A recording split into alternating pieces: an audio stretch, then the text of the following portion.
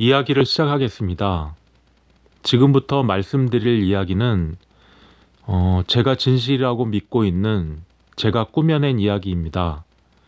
언어로 정리할 수 있는 이야기는 아니나 이해를 돕기 위해 보편적 언어를 사용하겠습니다. 제가 그냥 개념으로 사용하는 말이니 그 말에 집착하지 마시고 뜻이 잘 전달되기를 희망해 봅니다.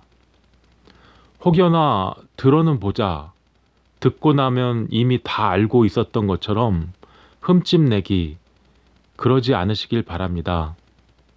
아직까지 세상에 없던 얘기를 말씀드립니다. 연이 있으셔서 들으시는 거니 분자 단위로 아주 미세하게 조각되어 있는 로프리치 육체를 살아있다라고 합니다.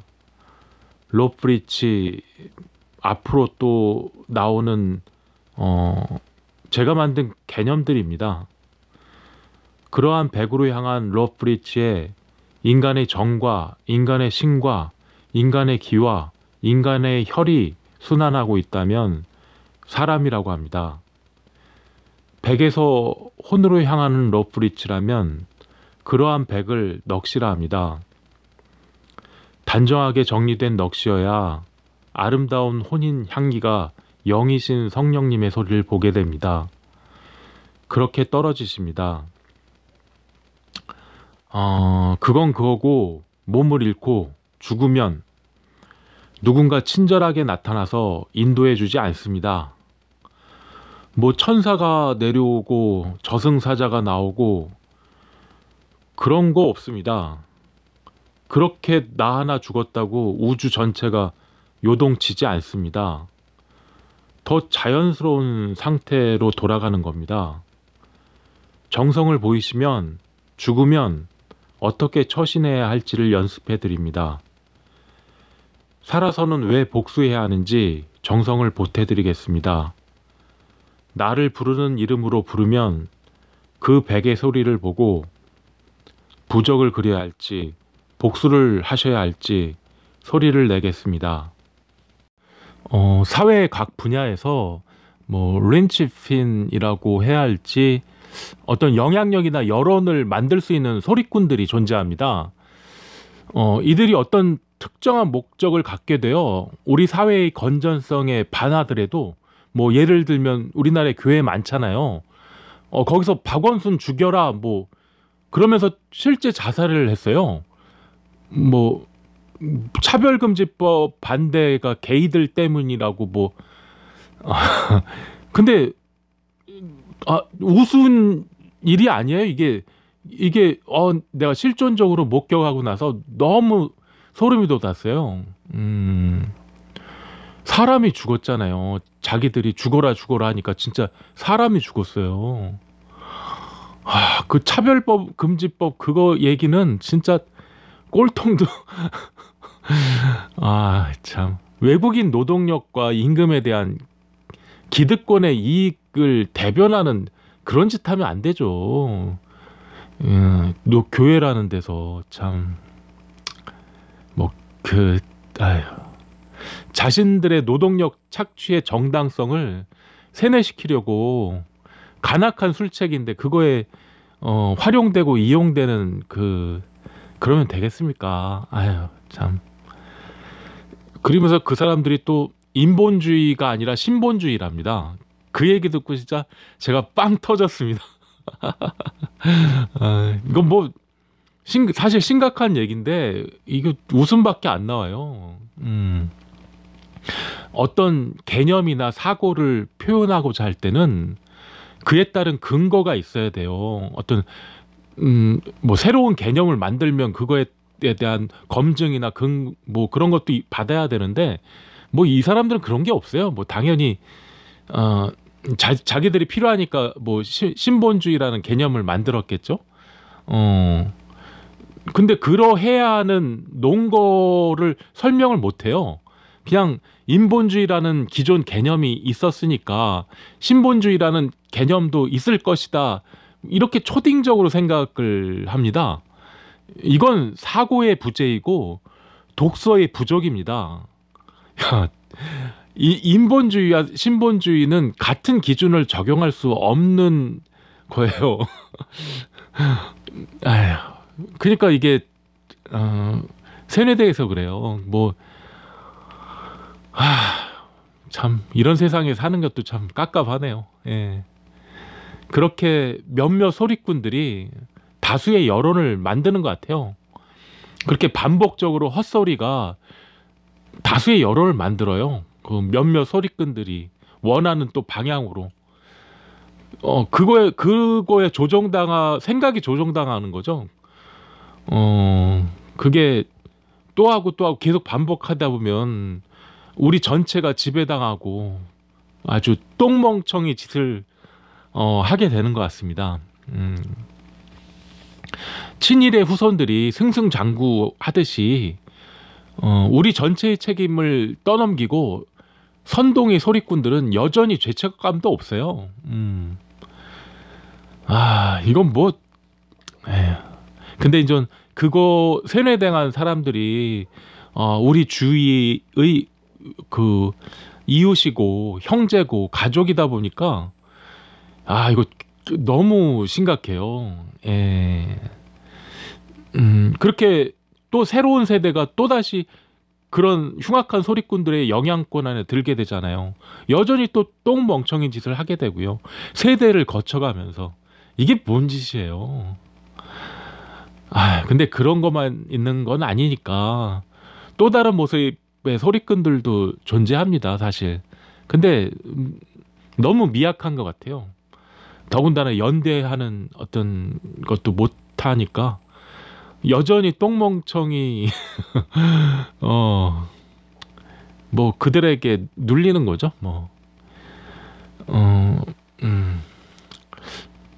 근데 이제 똥멍청이 그 소리꾼들도 지들도 불안할 거예요. 언제든 자신의 무개념이 드러날지 모르니까요. 뭐 저같이 이렇게 얘기하는 사람도 있을 것이고, 물론 그들은 뻔뻔합니다. 근데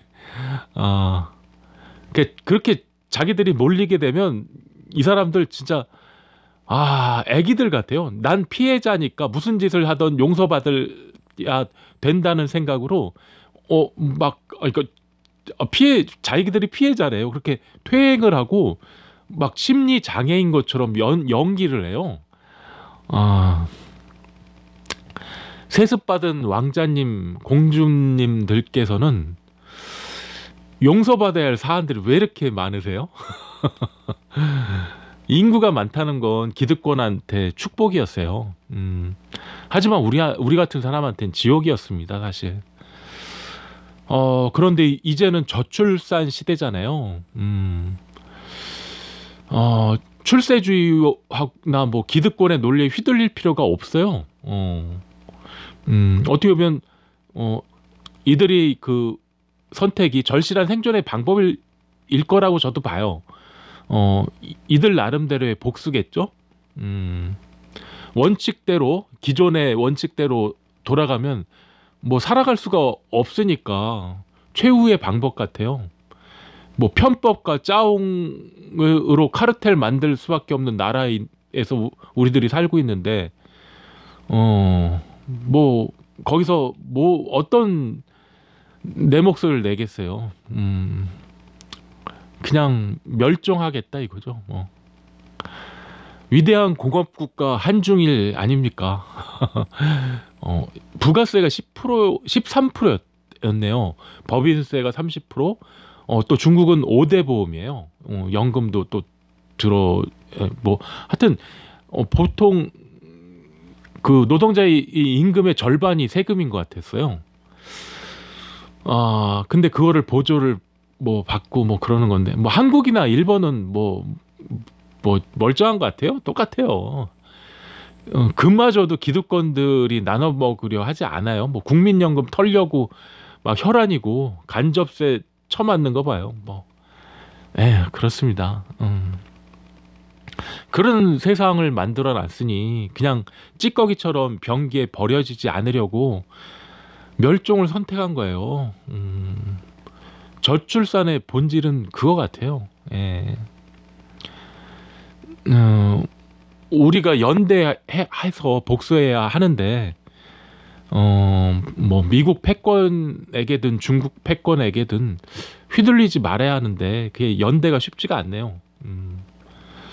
3차 대전이 벌어졌고 총알바지로 조만간 내몰릴 텐데 기득권에게 어떻게든 저항해야 하는데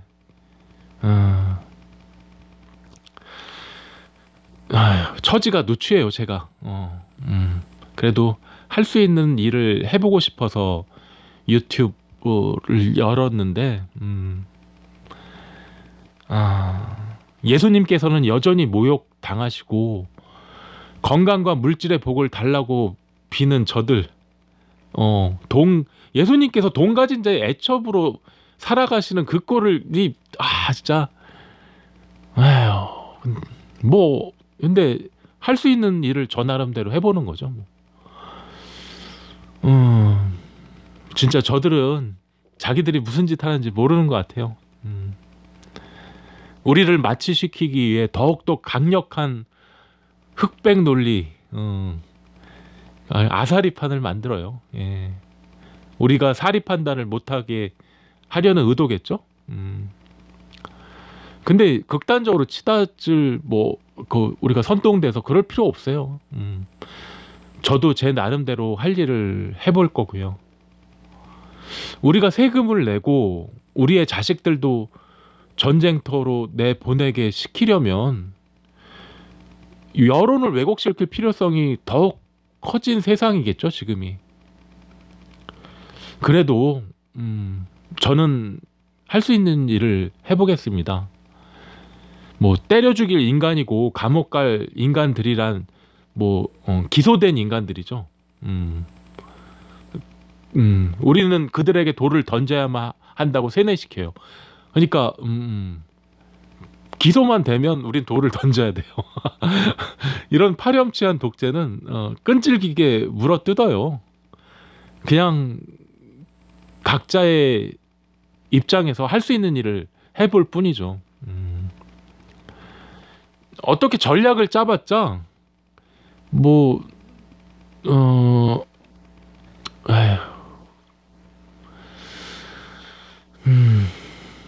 실행하지 못하게 돼요. 이게 그러면 전략이 아니죠. 예. 그게 우리의 그 고뇌죠. 위험을 감수하지 않으면 보상도 없어요. 세상이 그런 겁니다. 단지 우리가 바지 사장 그렇게 작용하지 않기만을 바랄 뿐인데, 참, 할 수 있는 일들이 점점, 우리 세상이 답답해요. 하지만 그런 우리 세상도 어떤 존재의 염원 속 만다라였습니다. 우리를 지금 있게 한 만다라의 염원은 시간을 넘어선 우리의 노래였어요.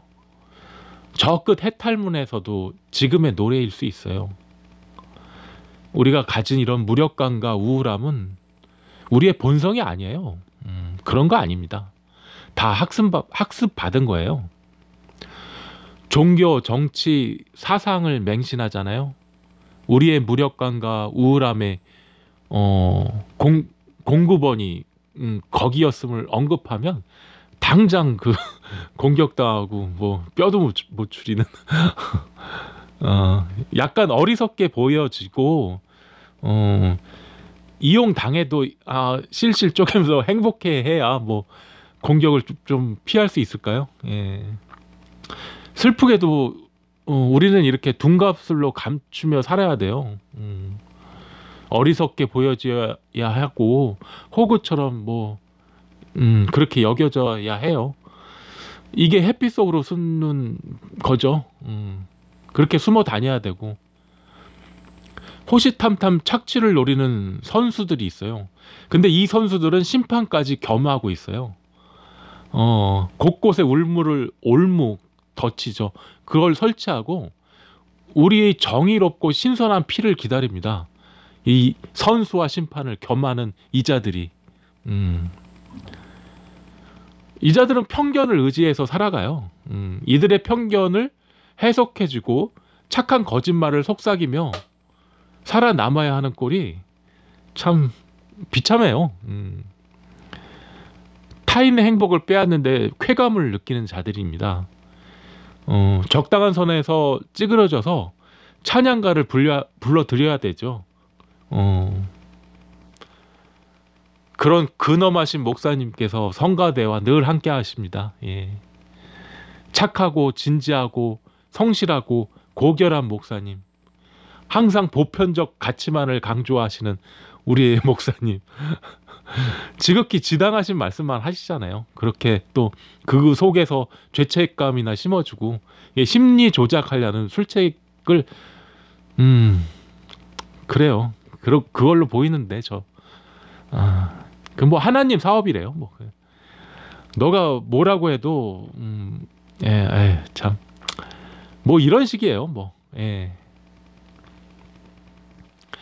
당연히 지당하신 성경 말씀만 주구장창 읊어대면서 뭐 돈벌이 하는 거겠죠. 뭐 안정적이고 성장 잠재력이 이만큼 있는 사업이 없다는 생각이 어느 때 들었어요. 한번 자기 교회 세력만 만들어 놓으면 자자손손 대대로 해먹는 이런 사업이 어딨어요. 아 참.